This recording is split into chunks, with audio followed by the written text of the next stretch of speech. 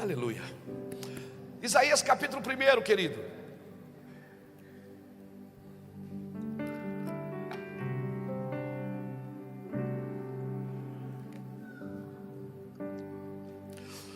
Versículo de número 11 diz assim: de que me serve a multidão dos vossos sacrifícios, diz o Senhor.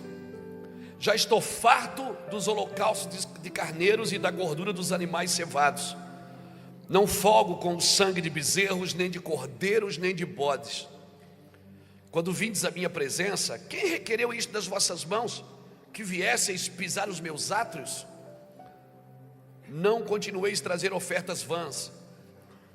O incenso é para mim uma abominação, e também as luas novas, os sábados e as convocações das congregações. Não posso suportar a iniquidade, nem o ajuntamento solene. As vossas luas novas e as vossas solenidades, a minha alma as aborrece. Já me são pesadas, estou cansado de sofrer. Pelo que quando estendeis as vossas mãos, eu escondo de vós os meus olhos, sim. Quando multiplicai as vossas orações, já não as ouço. As vossas mãos estão cheias de sangue. Lavai-vos e purificai-vos. Tirai a maldade dos vossos atos de diante dos meus olhos. Cessai de fazer o mal e aprendei a fazer o bem. Praticai o que é reto, ajudai o oprimido, fazei justiça ao órfão, tratai a causa das viúvas. Vinde então e argue-me, diz o Senhor. Ainda que os vossos pecados sejam como a escarlate, se tornarão branco como a lã, ou como a neve. Ainda que sejam vermelhos como os carmesins, se tornarão branco como a lã. Se quiserdes e me ouvirdes, comereis o melhor desta terra. Se quiserdes e me ouvirdes, comerei o melhor desta terra. Obrigado, Senhor, pela tua palavra. Irmãos, eu nunca estive tão entusiasmado na nossa nação por um avivamento. Nunca. Diante de Deus. Agora, se nós não tivermos uma consciência da presença, nós nunca teremos uma conduta de santificação. E talvez antes da gente ter uma expectativa de avivamento, nós precisamos ter uma consciência do pecado. Porque senão não adianta orar por avivamento, se eu não tenho uma consciência do pecado. Deus me chamou, Deus te chamou esses dias como remidores, não foi como pregadores. Não adianta só pregar aquilo que não vai remir. Eu estava em abril do ano passado, eu estava na selva peruana. Nós temos um projeto lá na selva do Peru, temos um barco lá, nossa equipe está lá. E eu estava nessa viagem, e no meio dessa viagem começou a me dar uma dor no ombro muito grande, que eu não conseguia fechar os dedos de tanta dor. E depois eu soube que era uma tendinite causada pelo microfone, esse negócio pesado na mão o dia inteiro. Eu já comprei aquele da Madonna, mas eu não... É difícil de se adaptar, irmão. A mão, a gente não sabe o que faz com a mão. Amém? E eu estava na selva do Peru, a gente ainda tinha 5 dias de expedição, e o pessoal dizendo: pastor, vamos voltar? Eu digo: gente, só falta 5 dias, não adianta voltar, o nosso voo é para tal dia.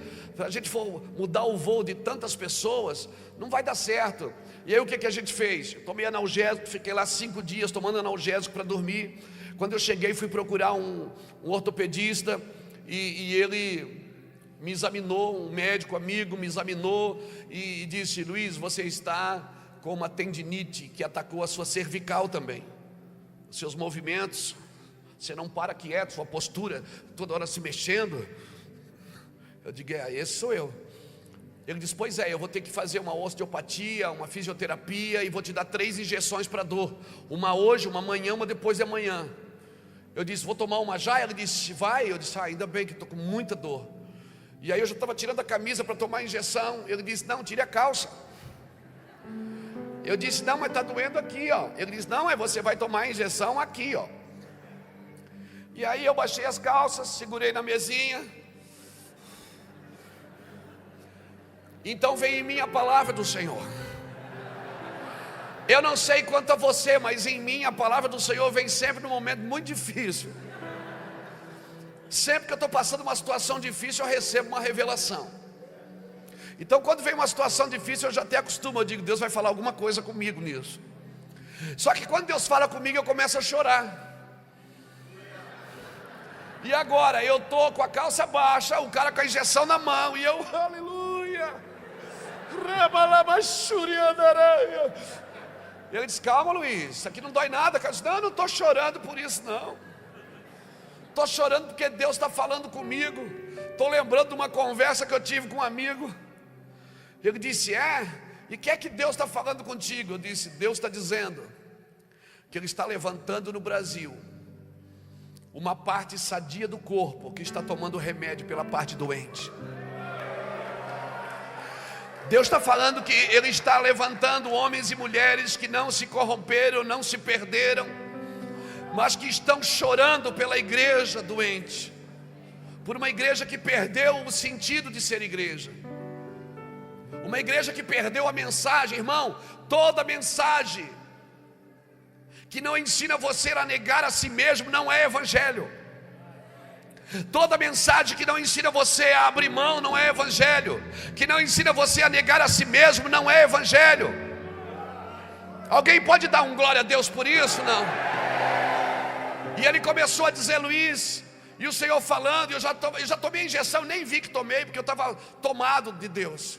E Deus começou a dizer, eu estou levantando na nação brasileira homens, escute só, homens e mulheres, uma parte sadia do corpo, que não vai mais para a internet falar mal dos outros, que não vai para a internet falar mal da igreja, mal do pastor que caiu, mal do pastor que se perdeu, mal da igreja que está perdida nos seus movimentos. Não, mas uma parte que vai dizer, Deus, aplica aqui o remédio. A igreja está doente, mas eu não sou de uma denominação, eu sou do corpo de Cristo. Eu vou tomar o remédio pela uma parte que está doente. Sim, sim.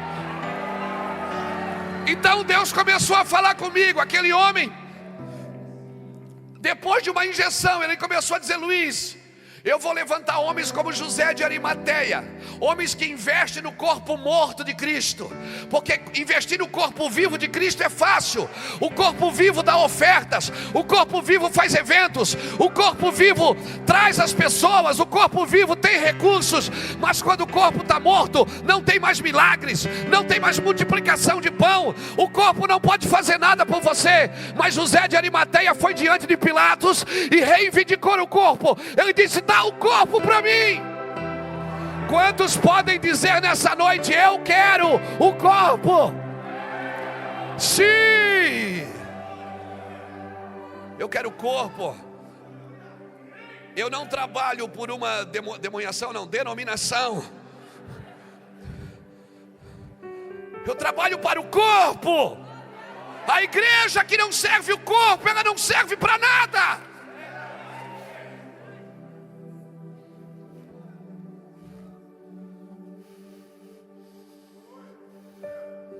A igreja que não serve o corpo, cara, ela não serve. Deus não fechou monopólio com a sua denominação. Deus não fechou monopólio com um pregador, com uma música, com uma banda. Por isso que Deus está levantando meninos nas praças, meninos nos shoppings, nas faculdades. Ele está levantando em todo canto, está levantando os meninos e as meninas. Porque a Bíblia diz, Joel profetizou que os velhos teriam sonhos e os jovens teriam visões. Nós estamos à beira de Joel, irmãos.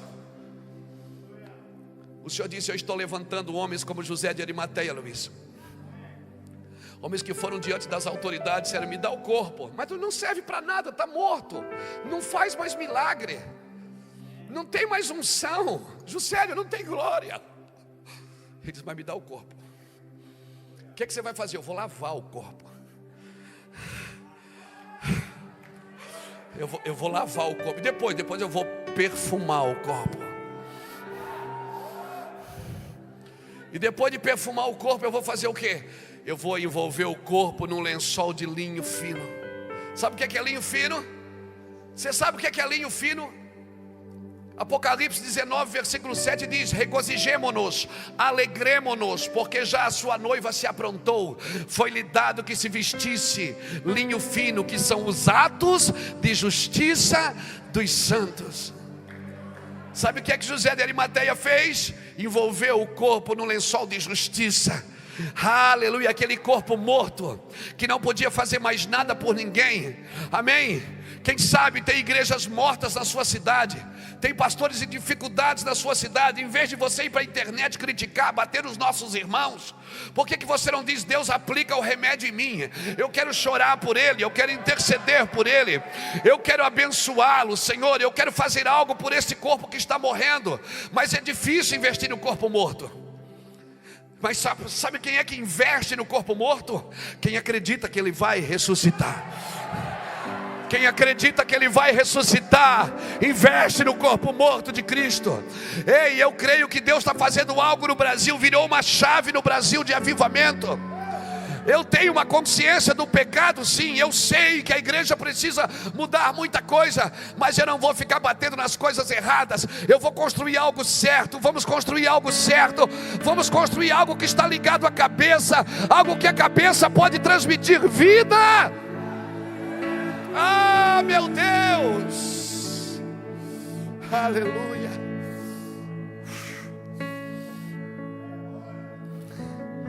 Por isso só pregar não é suficiente, só cantar não é suficiente, só dar oferta não é suficiente. Eu tenho que reivindicar, eu tenho que dizer: dá o corpo para mim. Eu quero servir o corpo, ainda que isso me custe dinheiro, isso me custe tempo, isso me desgaste. Eu estou disposto a me submeter ao processo. Eu não nasci para encher cadeiras. Eu nasci para transformar vidas, transformar gerações. Eu nasci para mudar pessoas de destinos, trazer elas para a sua ideia original. Eu não quero só pregar. Por isso que Jesus é o caminho, a verdade e a vida. Eu posso falar do caminho, posso até ter as verdades, mas se eu não transmito vida, a zoe de Deus, a vida de Deus, isso não vai mudar nada. Por isso eu amo, irmãos, eu amo o apóstolo Paulo. Pensa num cara que eu me espelho nele. Pensa num cara. Paulo fala em 1 Coríntios capítulo 15, versículo 10. Paulo diz assim: olha, eu sou o menor dos apóstolos. Talvez eu não seja nem digno de ser chamado de apóstolo, mas pela graça de Deus eu sou o que eu sou. E aí Paulo para e diz: mas eu não tornei a graça vã. Ou seja, eu não fiz da graça algo inútil. Antes trabalhei mais do que todos.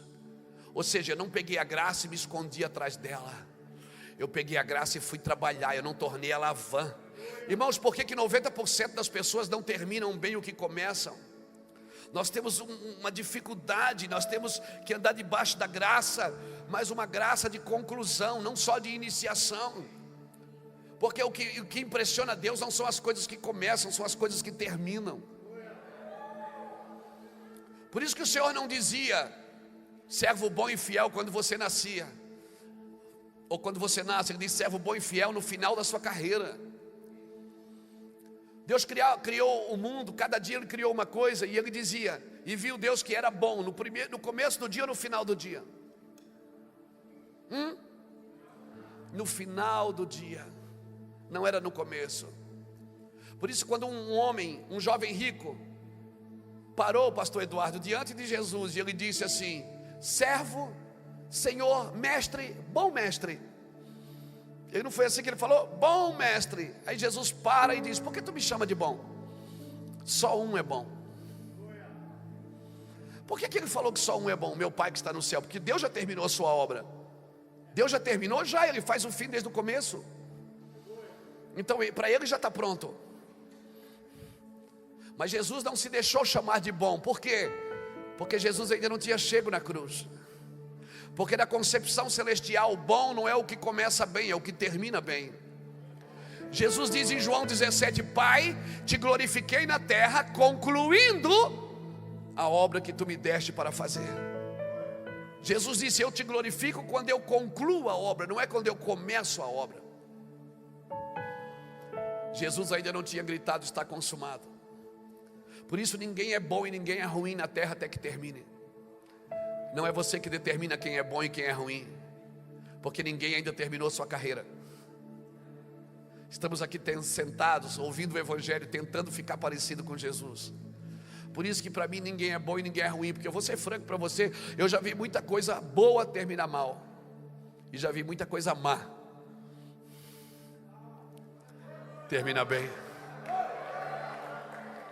Eu já vi muita coisa ruim que no caminho ficou bom. Eu já vi muita coisa boa que no caminho ficou ruim.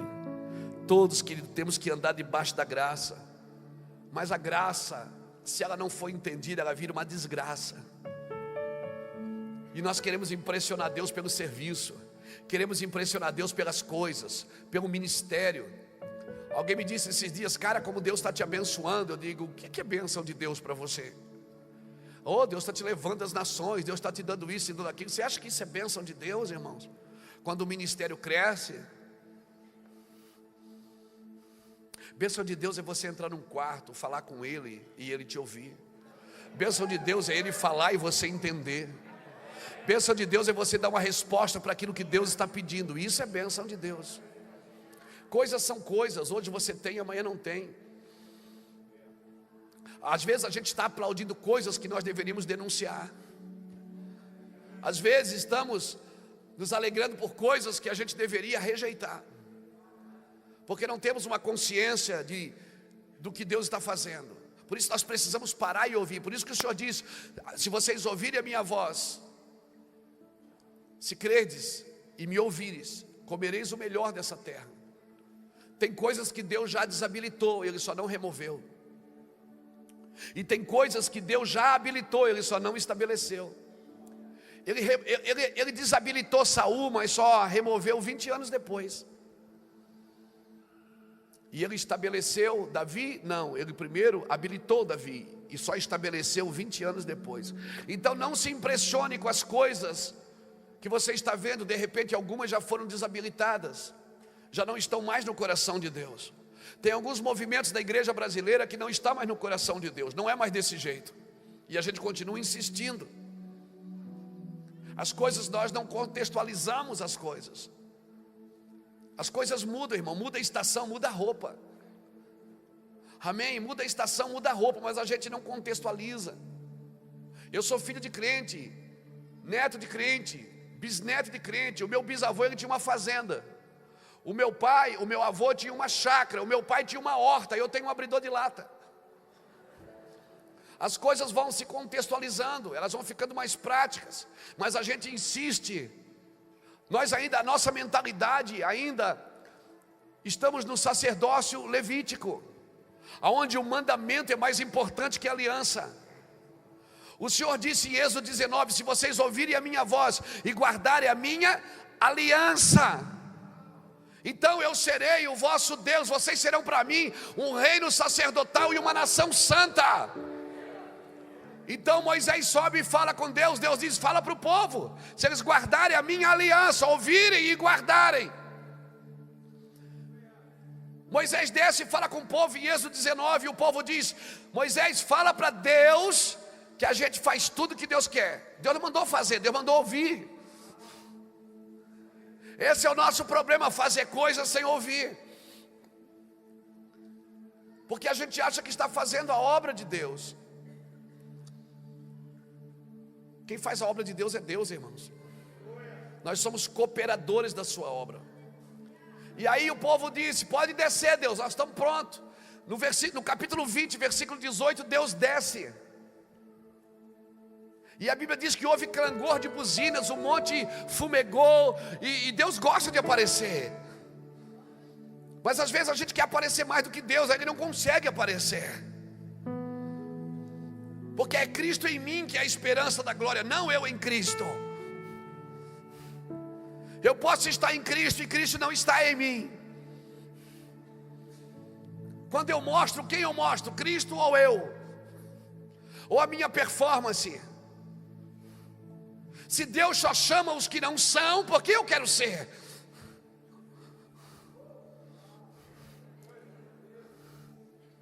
Sim. Eu não estou anulando o seu desempenho, porque a graça não anula o seu desempenho, ela aprimora. Eu não estou anulando a sua capacidade. A graça não anula a sua capacidade, ela aprimora.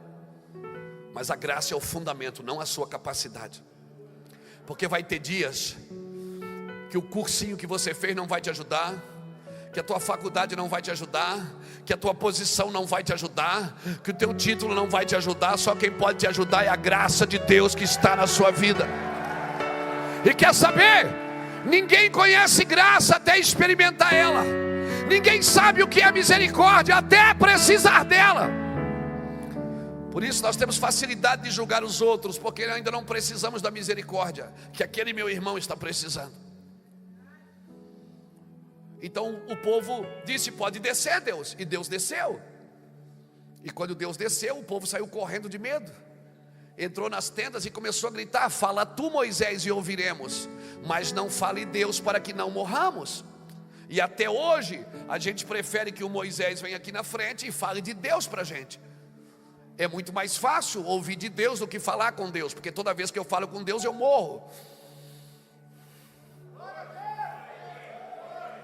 Então nossos púlpitos estão carregados de autoajuda, não de ajuda do alto. Temos frases de efeitos e não profecias. E queremos um avivamento. Se nós queremos um avivamento, irmãos, eu tenho que parar tudo de ouvir a Deus. Eu não estou anulando um comandante, eu sou pastor de igreja também. Todo exército precisa de um comandante. Amém?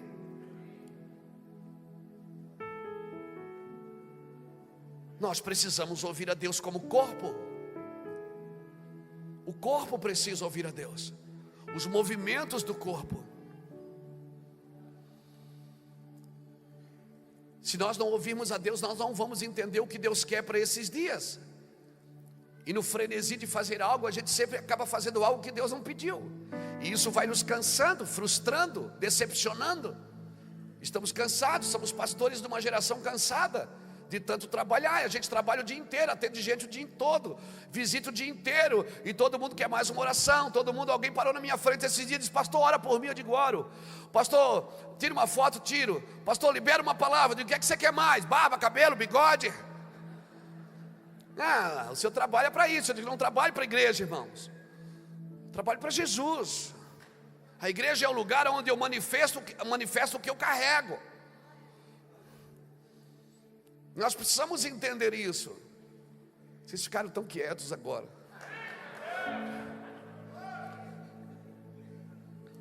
Então a graça não pode se tornar vã. Paulo disse: pela graça de Deus eu sou o que eu sou. Não me esqueça que eu tenho que falar de Isaías. Paulo diz: olha, a graça é vã. Você não pode fazer da graça algo vã. Amém? Quando Deus falou para mim um dia que eu vou ser pregador, as pessoas começaram a falar, a profetizar: você vai ser um pregador, Deus vai te levar às nações. O que é que eu fui fazer? Fui para casa dormir até o meio-dia. Fui para casa, não, eu fui me preparar. Eu fui afiar as minhas ferramentas. Eu fui preparar o meu destino, porque eu não vou fazer da graça algo vã. Amém? Eu não vou fazer da graça algo vã. Paulo disse: eu trabalhei mais do que todos vós. Agora pasmem, a palavra vã vem da palavra kenos, que quer dizer vazio, desinstituído de riqueza espiritual. Alguém que se vangloria de uma fé que não possui. Isso é vã, infrutífero. A graça não anula você. Se você estudar, você vai ter sucesso profissional. Se você cuidar do seu corpo, você vai ter saúde. Se você buscar o Senhor, então nem se fala. Deus vai te levar para lugares altos. Irmão, Deus sempre usa as pessoas nos limites delas. Sempre nos limites delas. Amém?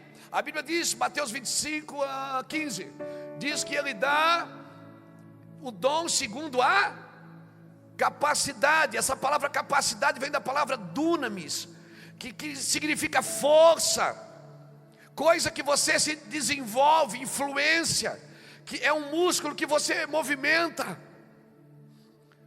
Se Deus te capacitou, Deus me chamou para ser pregador. Quantas vezes você lê a Bíblia por ano? Deus te chamou, não, mas Deus sabe, né? Pelo Espírito. Alguém veio me entregar uma profecia esses dias e disse: pastor, Deus tem uma palavra para ti. Eu digo: fala. Não, é mistério. Como assim? Não, é mistério. Tá, mas Deus não mandou? Não, mistério, mistério. Pai querido, Deus não é Deus de mistério. Deus é Deus de revelação. Quando Ele fala, Ele anuncia. Quando Ele fala, Ele estabelece. Quando Ele fala, Ele cria. Quando Ele fala, Ele desenvolve. Quando Ele fala, Ele conduz. Ah, meu Deus! Deuteronômio 29 diz que as coisas encobertas pertencem ao Senhor, porém as reveladas pertencem a nós e a nossos filhos, para sempre. Para quê? Para que cumpramos todas as palavras desta lei. Leia Deuteronômio 29. As pessoas não estão cumprindo nem as coisas reveladas, elas ficam cavucando as coisas encobertas. Fico discutindo se Adão tinha umbigo. Isso não influi, não contribui, nem auxilia, meu amigo. Fica com as coisas reveladas que você já tem e vai trabalhar nelas. Não, mas tem coisas encobertas, mistério de Deus, é o mistério que eu quero. Deus está escondendo. Se Deus está escondendo, não é para você. E quer saber de uma coisa? As coisas encobertas pertencem a Deus. Deus não esconde de mim, Ele esconde para mim, para uma época precisa. Nós vivemos da revelação e não prestamos atenção nisso, irmãos. Vivemos na revelação e não prestamos atenção. Você tem o Espírito de Deus, Emanuel, habitando com você. Foi isso que Isaías falou. Foi isso que o Senhor falou para Isaías. Ele disse: eu estou cansado dos vossos ajuntamentos solenes. Eu estou cansado de vocês se juntarem por nada. Eu estou cansado dos vossos sábados, das vossas luas novas. Ou seja, eu dei um dia para você descansar e vocês estão adorando o dia. Tudo que eu dou para vocês é para vocês desfrutar, e vocês adoram isso. Eu dou um ministério e você adora o ministério. Eu dou uma igreja, você adora a igreja. Eu dou um profeta, você adora o profeta.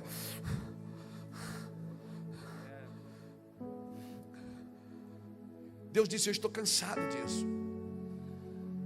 Eu não quero mais isso. Quem pediu para vocês sangue de animal? Quem pediu sacrifício? Quem pediu para você fazer sacrifício?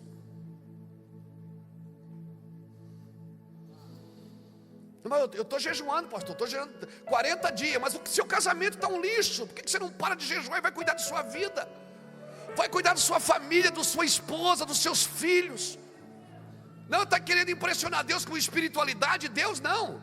Blaise Pascal, escute isso. Blaise Pascal, um filósofo, um matemático, ele fala uma coisa interessante. Ele diz: nós não somos seres humanos buscando uma experiência espiritual. Nós somos seres espirituais passando por uma experiência humana. Então seja um bom homem, uma boa mulher.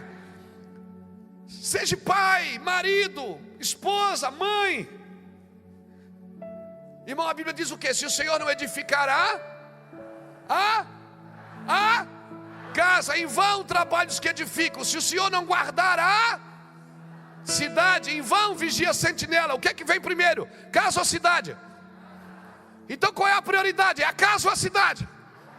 Como é que eu vou guardar uma cidade se eu não tenho uma casa edificada?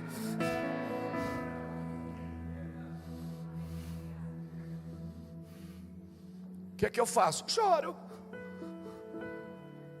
O Senhor não está anulando a misericórdia. Ele para e diz: ainda que seus pecados sejam como escarlate, Ele diz: vamos resolver isso, eu vou te ajudar. Se perdeu sua família, eu vou te ajudar. Não erra erro velho, só erra erro novo. Se você continuar assim, você vai perder tudo de novo. O Senhor não está acusando você, não está dizendo que você não serve mais. Ele está dizendo: se os seus pecados forem como escarlate, eles se tornarão brancos como a neve. Se eles forem vermelhos como os carmesim, eles se tornarão brancos como a lã. Se tu quiseres me ouvires, deixa eu te ensinar a ser pai. Deixa eu te ensinar a ser marido. Deixa eu te ensinar a ser esposa. Depois eu vou te ensinar a ser pastor. Deixa eu te ensinar a edificar uma casa. De onde é que... Não, escuta. Da onde é que Israel tirou os seus exércitos? Se eles eram escravos no Egito, quando eles entraram em Canaã, eles eram servos do Senhor dos exércitos. Da onde eles foram de escravos a um exército? Onde é que Deus tirou os soldados? De dentro das famílias, de dentro das casas. Sua casa é um exército, meu amigo. Sua casa é um quartel-general, meu amigo. Sim, levante a sua bandeira nessa noite e diga: eu vou guardar a minha casa, mas eu não posso guardar sem Ele, porque se Ele não me ajudar, em vão eu estou trabalhando. Eu não vim em Brasília fazer uma revolução, não. Eu vim dizer para você: vamos ser gente normal. Amém? Vamos ser gente normal, vamos ser... O que é que Jesus era? Era um cara legal. Quando você chegar na eternidade, você não vai ver um anjo do lado de Deus, você vai ver um homem, um judeu de 33 ou 30, tem minhas dúvidas se ele tinha 33, mas amém, isso é outro dia. De 33 a 38 anos eu sei que ele tinha. Você vai ver um judeu lá sentado do lado de Deus, de 33 anos, vamos dizer assim. Um homem, não é um anjo, não é um ser, é um homem que venceu a morte, venceu o pecado. Você precisa entender. Se você me ouvir, eu vou mudar a sua vida, eu vou mudar seu ministério. Irmão, 2006, eu estava pregando nas conferências dos meus amigos conhecidos. Deus me parou, eu fiquei doente, fui para casa. Eu fiquei doente. Me deu uma diverticulite no intestino, eu tive que fazer uma cirurgia. A mesma doença que matou Tancredo Neves, a mesma doença que deu em Fidel Castro, a mesma cirurgia que o presidente Bolsonaro teve que fazer. É doença de presidente. Só dá em presidente. Relaxa.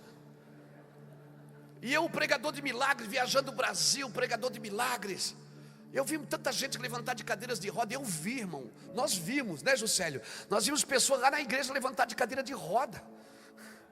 Nós vimos pessoas sendo curadas na hora. Um dia nós estamos pregando, Deus me falou assim: ó, você vai começar a sangrar. Uma mãe estava com uma criança, a criança começou a sangrar pelo ouvido. Era uma loucura. E de repente eu fico doente. Eu estou no hospital agora, entubado, com uma bolsa de cocô pendurada na minha barriga. E eu dizendo: Deus, e o que é isso? Ele disse: é o teu seminário. Eu vou te ensinar. Luiz, eu não preciso de um pregador para falar o que eu faço.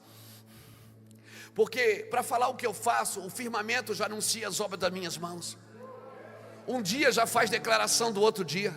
Os céus proclamam a minha glória. Eu não preciso de um pregador para dizer o que eu faço. Eu preciso de um homem para dizer o que eu sou.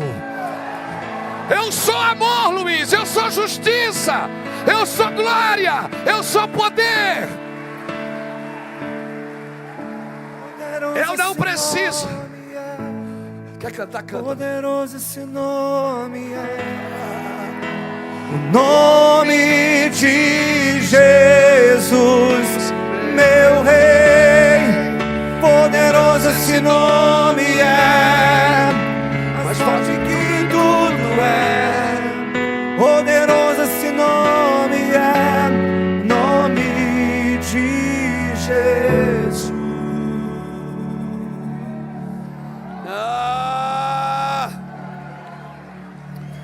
Glória a Deus. Deus não precisa de um pregador dizendo todo domingo o que ele faz. Isso o firmamento já anuncia. Ele precisa de alguém que manifeste o que ele é, que ame como ele, que faça justiça como ele, que o represente, não que o substitua, que represente o seu amor, represente o seu zoe, a sua vida plena. Que quando toque em alguém, como se fosse Deus estivesse tocando. Que quando abraça alguém, que fosse Deus que estivesse abraçando. Sim, quando tira o dinheiro do bolso para pagar um alimento para alguém, é como se o próprio Deus estivesse fazendo.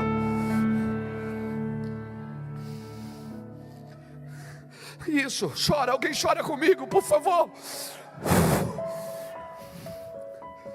Se nós queremos um avivamento, nós precisamos ter uma consciência de pecado.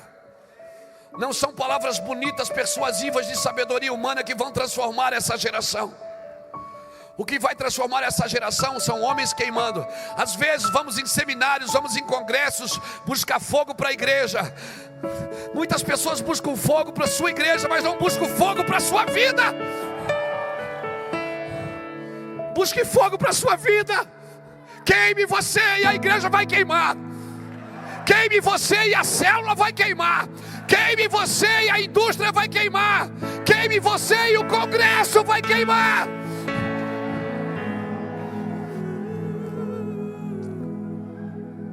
Sim. Ei, levante a sua mão, solta esse leão que está aí dentro, meu irmão.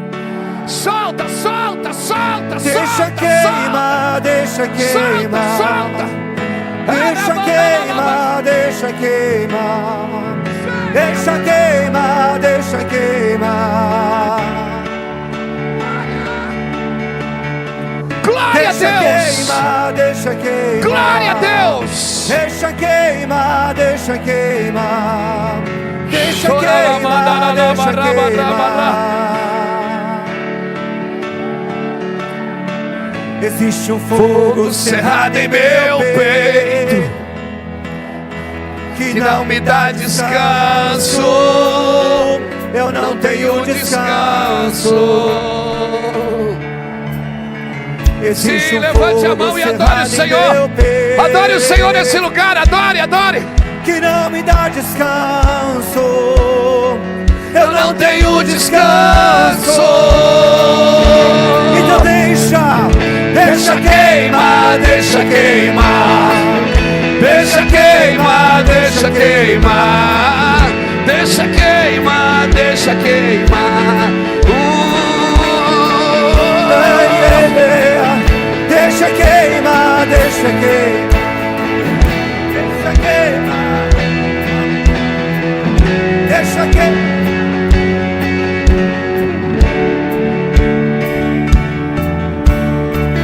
La la la, la la la la la, la la la, la la la la la, la la la, la la la la la. Sim, segura. Senta aí, senta aí. Deixa eu terminar. Depois você voa.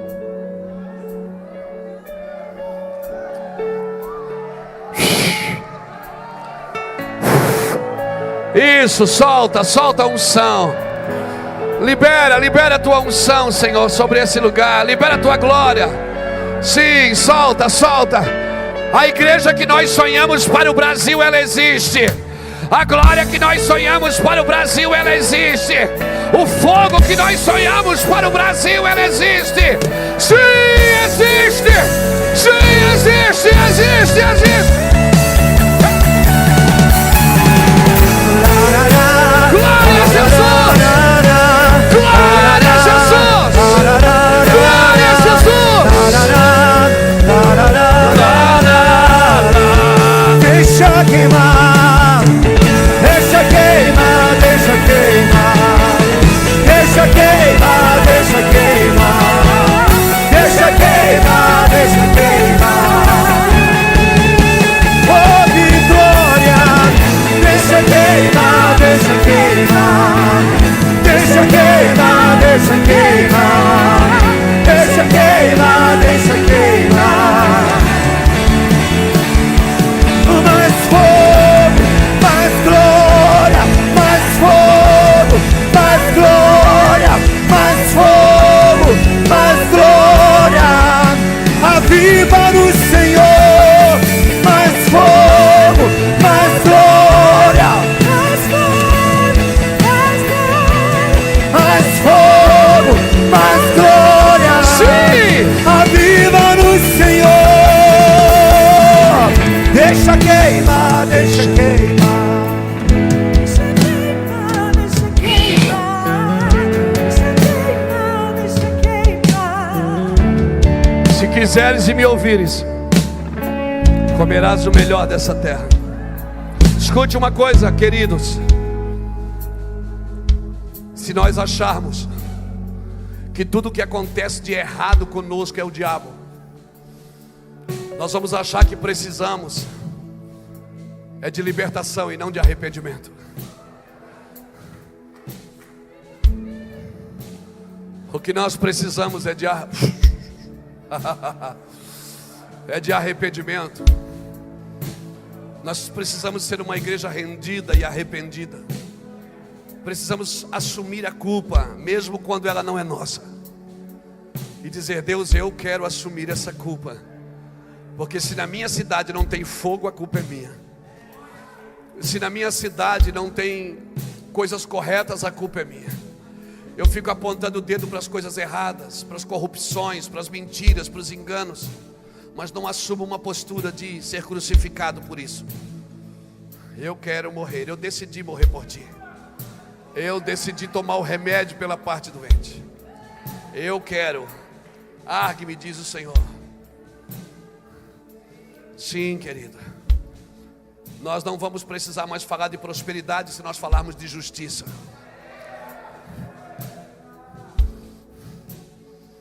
Se nós falarmos, pode falar, Juscelia. O primeiro Adão disse: a culpa é dela. Mas o outro Adão disse: eu mesmo morro por ela e me entrego por ela. E a Bíblia não diz: haja em vós o mesmo sentimento que houve em Adão. Ele diz: haja em vós o mesmo sentimento que houve em Cristo, que se esvaziou de si mesmo. Sim, você carrega Emanuel, cara. Emanuel está aqui. Não trate Jesus na terceira pessoa. Não trate como se ele não estivesse no culto. Não precisa dizer: Reuel, canta aquela música para a gente entrar na glória de Deus. A glória de Deus não é a porta do shopping que você entra e sai. A glória de Deus é um lugar que você habita, você vive. Mas eu não estou sentindo. A glória de Deus não é para sentir. A presença de Deus você não sente, você conhece. O que você sente é o poder de Deus. E por isso você pode estar 30 anos sentado numa igreja sem nunca ser transformado, porque não é o poder que te transforma, é a presença. Aquele povo no deserto por 40 anos viu tanto poder. Diariamente o pão caía do céu, diariamente a água saía da pedra, diariamente Deus estava lá. Mas Deus não se agradou da maioria deles. Não é o poder que te aprova. Experimente pecar amanhã e pegar o microfone, Deus vai te usar ainda.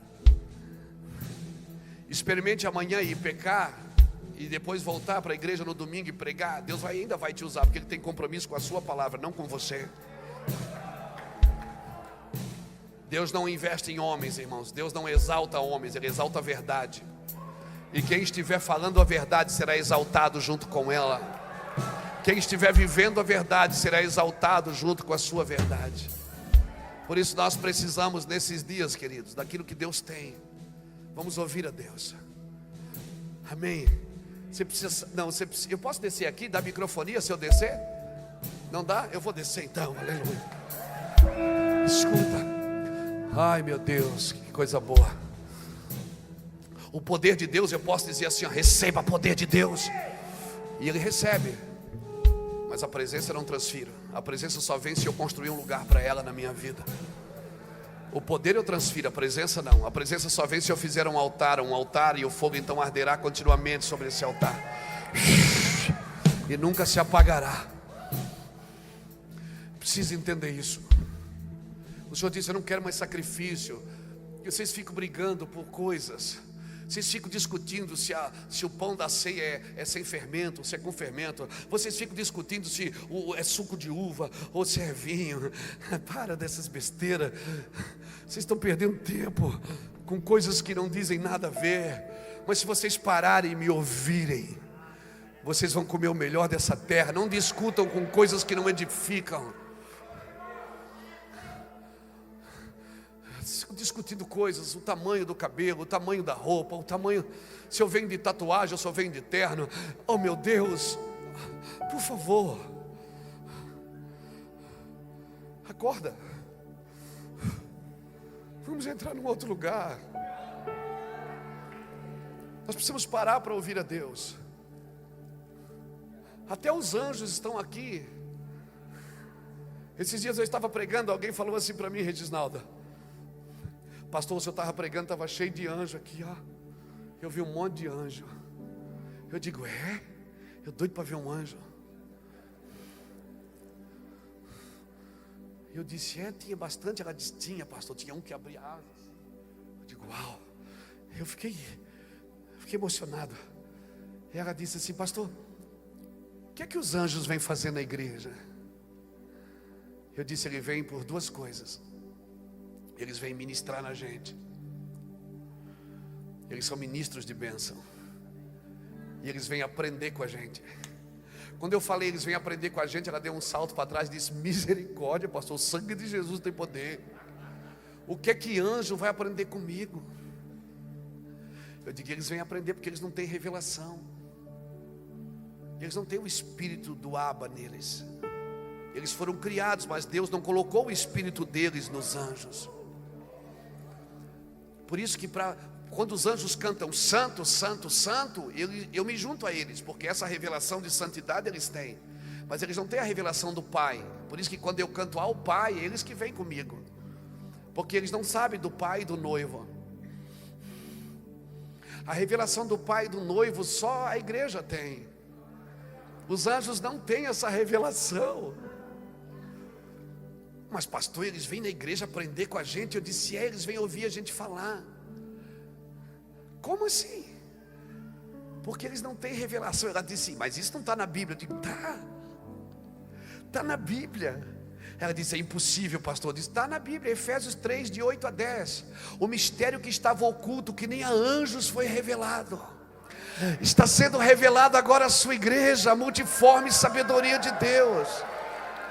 Então é muito possível você ter revelações que os anjos não conhecem, porque eles não têm o Espírito Santo de Deus. Por isso que Deus não os comissionou para pregar o Evangelho. Amém? Porque eles podem representar a Deus, mas não o Pai. Porque só um filho pode representar o Pai. Por isso que para salvar o mundo, Deus não enviou um anjo, Ele enviou um filho. A obra de Deus é feita por filhos, não pelos evangélicos. Você está entendendo isso, meu amigo?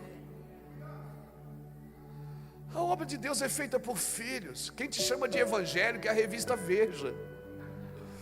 A Bíblia te chama de filho.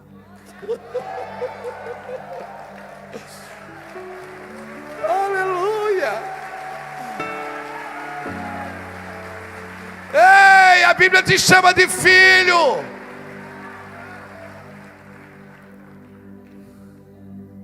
Por isso que em Hebreus, quando a graça está explicando a lei, Deus diz assim, no capítulo 1, através do escritor de Hebreus, que para mim era Paulo, mas amém, não vamos discutir teologicamente. Ele diz assim, por muito tempo Deus falou aos vossos pais pelos profetas, mas agora está falando pelo Filho. Por isso que o máximo que os evangélicos conseguem fazer é falar das suas igrejas, é contar a história da igreja.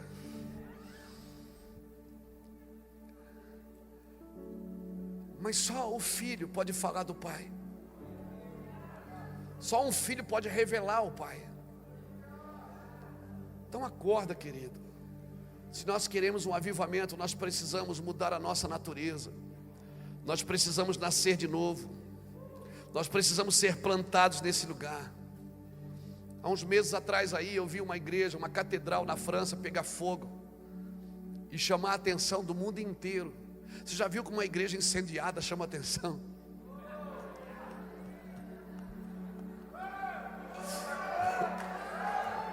Irmãos, em 6 horas de oferta eles levantaram bilhões para recuperar a igreja. 6 horas só, por causa de um foguinho.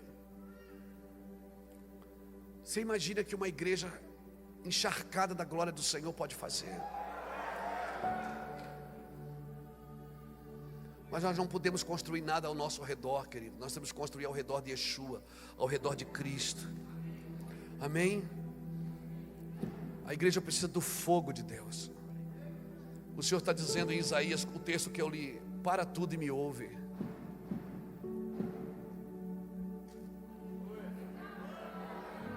Está forte aí fora, né, irmão? É canhão, é? É canhão? Glória, tira para lá para cima. Glória a Deus. Restou para nós ideologias, filosofias, teologias. Glória a Deus por tudo isso, porque nós somos seres biológicos, filosóficos, espirituais. Deus, quando vê um homem, Ele não vê só um ser espiritual. Você é psicológico, você é biológico, você é sociológico. Você tem que aprender a viver no meio de gente. Por isso que eu acredito, irmãos, que Deus está levantando um tipo de gente capaz de lidar com todo tipo de gente. Jerusalém, irmãos, estava tão organizada, estava tudo tão perfeito. Você chegava em Jerusalém, leproso andava só com leproso, prostituta só com prostituta, fariseu andava só com fariseu, sacerdote só com sacerdote, publicano só com publicano. Jesus virou Jerusalém de cabeça para baixo. Uma semana em Jerusalém, Jesus abraçava os leprosos, comia na casa dos publicanos, orava pelos romanos, ao ponto, Ele misturou tudo, as etnias se misturaram, e de repente as pessoas começaram a dizer, a religião dizia: Ele tem demônios. Por quê? Porque quando tudo que a religião não pode controlar, ela mata. Eu odeio a religião. A religião tem tudo separado. Por isso que é melhor você carregar um rótulo religioso de evangélico do que ser filho de Deus. Então é melhor viver numa nomenclatura evangeliquez, com uma teologia evangeliquez, onde eu vou para a igreja no domingo, recebo a minha bênção. Quem veio buscar sua bênção? Todo mundo é. Quem veio buscar sua vitória? É. Bênção não é uma coisa que você pega, é um lugar que você entra. E depois que você entra na bênção, todas as bênçãos virão sobre ti e te alcançarão. Bênção não é uma coisa que você pega.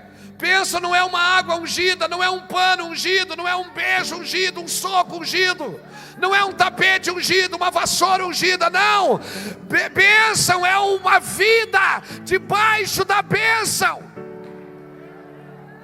É mesmo você estando lá, não sentindo nada, não recebendo nada. O dia da crise você está lá e você não precisa levar um amuleto para casa. Você precisa estar cheio de Deus. Cheio. Nós temos muitos paliativos para a alma, irmão. Irmão, fica tranquilo, o mundo não está acabando. Não é a volta de Jesus, fica tranquilo. Ainda falta um cadinho.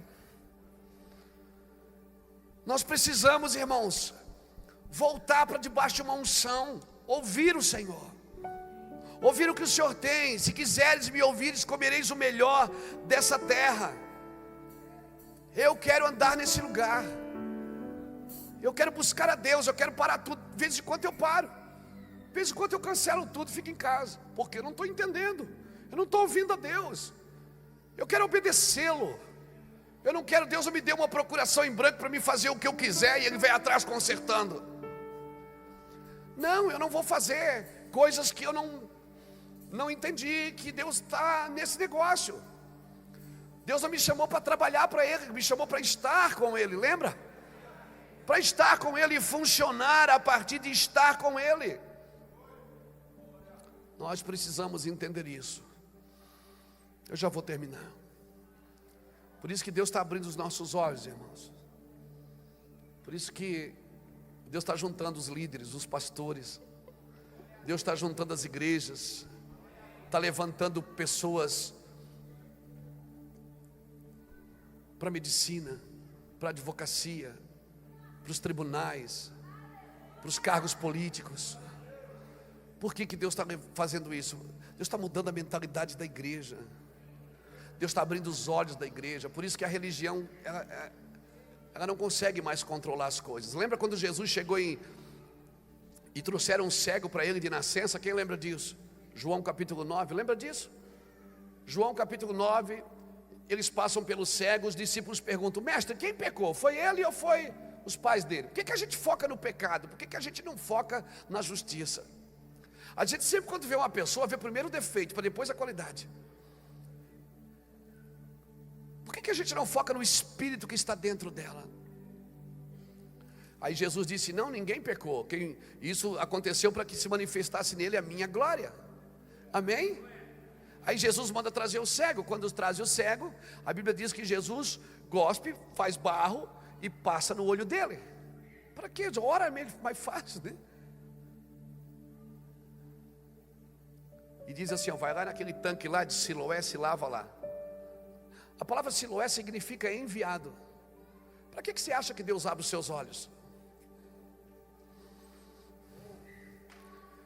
Só tem um propósito, irmão, é te enviar. Aí aquele cego vai lá, se lava no tanque de Siloé e volta vendo.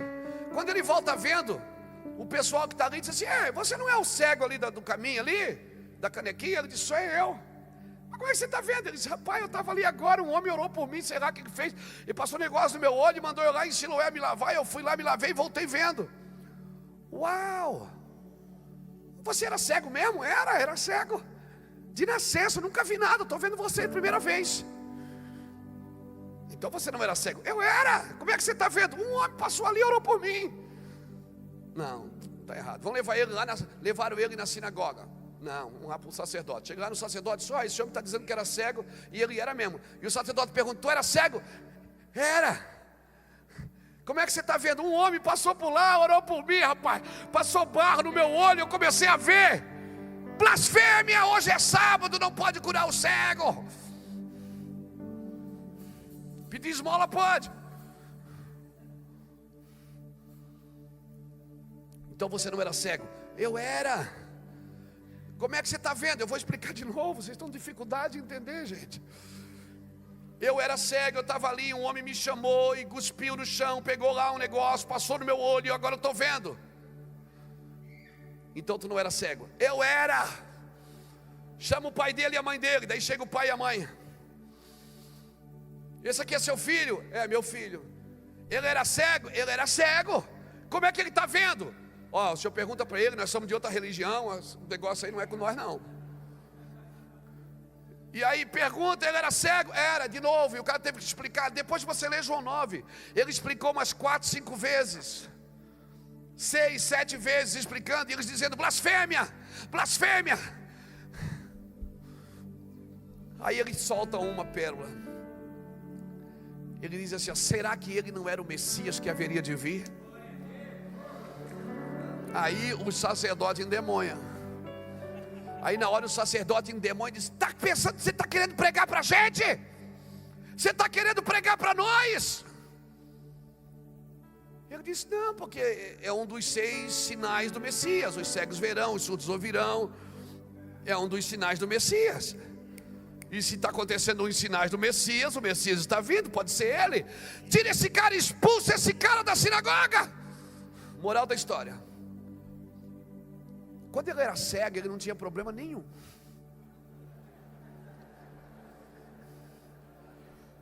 Agora ele está vendo, ele está tendo problema com a religião, com os amigos e com a família. Por quê? Porque ele está enxergando. É assim que a religião te trata. É melhor que você fique na esquina com a canequinha, pedindo uma esmola, pedindo para alguém orar por você, do que Deus abrir os seus olhos e você começar a ver o que Ele deseja que você enxergue.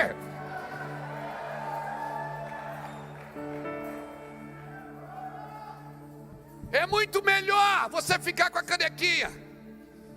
Aí ele ficou sozinho. A Bíblia diz que ele foi para um canto sozinho. Aí quando ele está sozinho, quem é que chega? Quem é que chega? o filho da irmã Maria, o surfista da Galileia, o cabeludo de Nazaré. Ele chega e pergunta para o cara: crê tu no Filho do Homem? O cara disse: onde ele está para que eu creia? Jesus disse: sou eu que falo contigo. Ele se prostrou, irmão, ele adorou. Aí Jesus disse assim: eu vim para aqueles que não veem, comecem a enxergar, e para aqueles que pensam ver, se tornem cegos. Aí tem os fariseus do lado e diz assim: ei, você está chamando a gente de cego? Nós somos filhos de Abraão, rapaz. Ele disse: se vocês fossem filhos de Abraão, vocês viriam o que Abraão viu, porque Abraão viu o meu dia e glorificou. Ei, levante a sua mão e adore o Senhor aqui nesse lugar, querido. Glória a Deus, fica de pé comigo. Aleluia, aleluia, aleluia. Escute, cutuca alguém que está do seu lado, diga: essa noite você nunca mais vai se recuperar dela.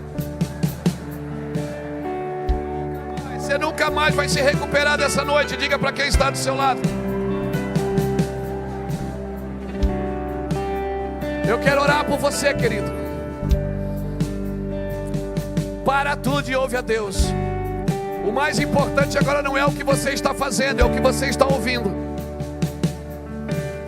Se quiseres e me ouvires, comereis o melhor dessa terra. E quando Deus fala, Ele mata.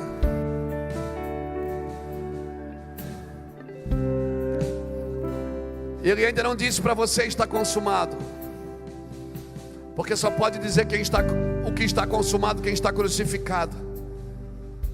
Então esses dias, muito mais do que ser crente, muito mais do que ser evangélico, eu preciso ser um crucificado com Cristo.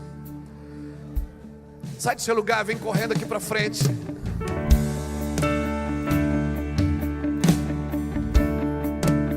Sei que estás aqui, posso sentir o teu calor. Vem me envolver, me constranger com teu amor. Sim, Deus, eu sei que estás aqui, posso sentir o seu calor. Eita! Vem me envolver. Sim, Deus. Sim, Deus. Me constranger com teu amor. Então te falamos, Filho de Davi, Tem compaixão de mim. Sim.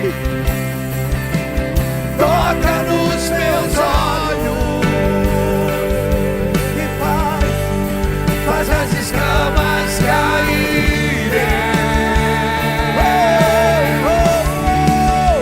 Filho de Davi. Sim, Deus, sim, Senhor. Nós oramos por um novo tempo nessa nação. Nós oramos por um novo tempo nessa nação. Oramos por uma nova identidade. Um lugar em Ti, um lugar em Ti, Senhor. Eu quero te Um ver. lugar em Ti, Senhor. Um lugar em Ti, Senhor. Um lugar em Ti.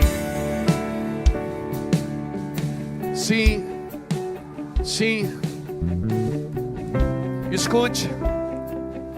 Marcos capítulo 8. Jesus chega em Betânia, em Betsaida, perdão. Eles trazem um cego para ele. A Bíblia diz que antes de curar, ele tirou o cego da aldeia. Ele cuspiu nos seus olhos. Jesus tinha um jeito invocado de curar as pessoas, cara. E ele disse: o que é que tu vês? Ele disse: eu vejo pessoas como árvores. Você não pode ver as pessoas como coisas, senão você vai tratá-las como coisas. E coisas você governa, pessoas você conduz. Não olhe as pessoas como coisas. Nunca use pessoas para celebrar coisas. Use sempre as coisas para celebrar pessoas. Sempre.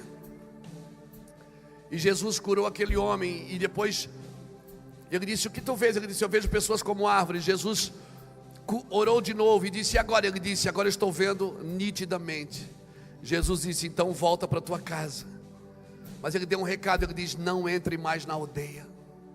Mas como se aquele homem, a casa dele era na aldeia? Jesus estava na aldeia e trouxeram ele. Jesus estava dizendo o seguinte: volta para sua casa, mas agora você está vendo, não entre mais naquele sistema que governa aquela aldeia. Quando Deus abre os seus olhos, querido, você não vai conseguir mais fazer coisas que você não acredita nelas. Quando Jesus abre os seus olhos, você não vai conseguir mais se prostrar diante de ídolos. Sim, a nossa adoração vai ser autêntica, atenta, precisa e prática. Nós não vamos mais nos prostrar em coisas que nós não acreditamos. Eu particularmente tenho dificuldade de fazer coisas que eu não acredito. Por quê? Porque eu não posso mentir para a minha consciência. Porque se eu aprender a mentir para a minha consciência, daqui a pouco ela está mentindo para mim. E eu já não tenho mais noção do que é bom e do que é ruim, do que é certo e do que é errado. Eu preciso andar na linha que Deus me mandou andar. Por isso Deus está abrindo os olhos dessa nação, irmãos. Parece que está tudo nublado, parece que está tudo difícil, mas não está. O Senhor está virando uma chave no Brasil. Você precisa acreditar nisso com a sua mente. Amém? Isso tem a ver com a obra de Deus, tem a ver com o que Deus está fazendo. Não tem a ver conosco. Amém? Não tem a ver conosco, é tudo por Ele. Ele está fazendo. O Brasil tem uma palavra. Eu era menino, congregava na igreja presbiteriana com os meus avós. Eu ouvia meus avós chorarem por missões e dizendo: Brasil, celeiro de missões. Sabe o que é um celeiro? Celeiro é um lugar que armazena para um tempo de escassez. É por isso que as igrejas do Brasil estão abarrotadas de gente. As praças estão cheias de gente. Os auditórios estão cheios de gente. Os ginásios estão cheios de gente. Em fevereiro do ano que vem nós vamos fazer o Descende Brasil no Morumbi, em São Paulo. Em dezembro desse ano nós alugamos o Ibirapuera. Vamos fazer uma conferência para 20 mil jovens lá. Por quê? Porque o Brasil está com fome. É o celeiro. Agora veja bem. O celeiro é para ajuntar para um tempo de escassez. Significa que virá um tempo de escassez espiritual. Agora, quando o Egito começou a ter fome, quem é que abriu os celeiros? Foi Faraó ou foi José? Faraó só governa em tempo de fartura. Porque em tempo de necessidade, quem governa é só homens de revelação, mulheres de revelação. Deus sempre vai entregar chaves na mão de homens e mulheres que andam em revelação, que andam em justiça. Aleluia. Então aparentemente parece que estamos perdendo tudo. Não estamos. José, quando deixou as roupas dele na mão da mulher de Potifar, ele perdeu as suas roupas. Ele saiu nu, envergonhado, nu. Ele perdeu o emprego. Ele perdeu os privilégios. Mas é melhor sair nu e envergonhado do que envergonhar. Todo vencedor, irmão, aparentemente ele é um perdedor. Todo vencedor, aparentemente parece que ele está perdendo, mas ele não está. Eu quero orar por você. Põe a mão no seu coração, nós vamos terminar. Eu quero terminar bem assim, bem sereno. Por quê, pastor? Porque nós precisamos entender a reunião. Você não precisa gostar do culto, você precisa entender ele. Porque você só desfruta o que entende. Alguém nos disse esses dias: pastor, parece que as pessoas não caem mais na unção. Eu disse: porque agora Deus está derrubando elas por dentro. Deus está quebrando os conceitos, resgatando os princípios, restaurando os valores da igreja. Quando a glória vem, eu não preciso de uma mão na minha cabeça, eu mesmo me jogo, porque eu não suporto ficar de pé diante da sua glória. Quando a glória vem, eu mesmo abro mão de tudo que eu tenho, que faço, que sou, porque eu só quero estar com Ele. Põe a mão no seu coração, igreja. Pai, em nome de Jesus, obrigado por esta noite, obrigado por essa palavra, obrigado por essa igreja, por esses pastores, obrigado por esta casa, Senhor, obrigado pelos irmãos que vieram aqui hoje. Muito obrigado, Senhor. O Senhor é lindo, nós não somos merecedores. Senhor, o que nós apertamos aqui hoje, esse botão que apertamos, não viemos aqui ensinar nossos pastores, não viemos aqui dar nada que eles já não tenham, não viemos aqui ensinar uma nova teologia, uma nova visão, uma nova unção. Não, Deus, os teus filhos já têm. Nós só viemos aqui ajudá-los a despertar, a provar que tudo que eles vão ser, ter e fazer já está com eles, Senhor. Nós só precisamos acreditar nisso, queridos, que tudo que vamos ser, ter e fazer já está conosco. Levante sua mão para o céu e aplauda o Senhor lá no alto. Pastor Daniel, Pastor Juscelia, foi um privilégio servi-los na mesa do Senhor. Amém. Glória.